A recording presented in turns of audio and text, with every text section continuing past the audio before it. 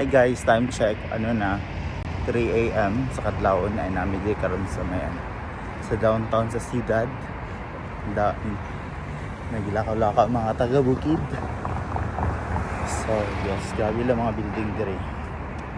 Diba? Very futuristic ang mga ano. Wala kami karon kay since rest day man nato niya. So yes, walking para matunaw ang mga taba dzay. Kaya grabe na yung taba na to dzay. 80 kilos na kayo ta. Imagine. Kita na ko mga building dire. Siguro to, dire Conrad. And diba?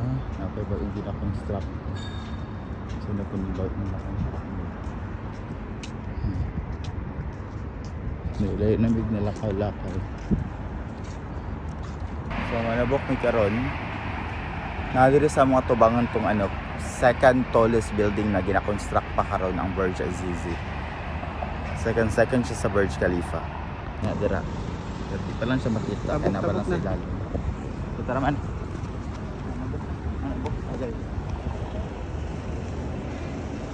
Dito, silang gigian.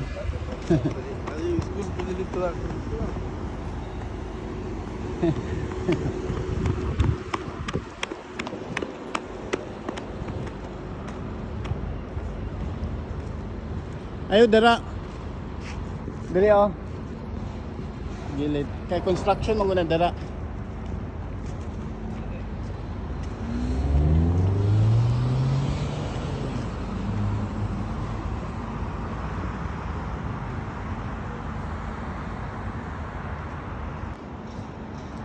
Makamiss yung mga building dito guys. Kuya katag-as dito ang mga building dito.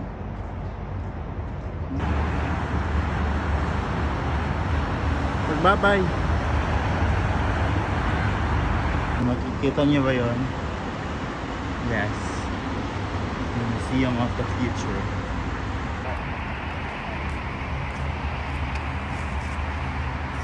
So, nakita na nato no? Diba? Nagdira. So, mo to siya. Mga siya mong giadto diri kay sino mo siya makitaan in person na nagsiga ang mata.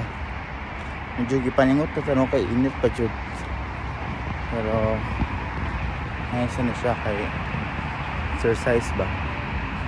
Oh my god, makita na dyan siya.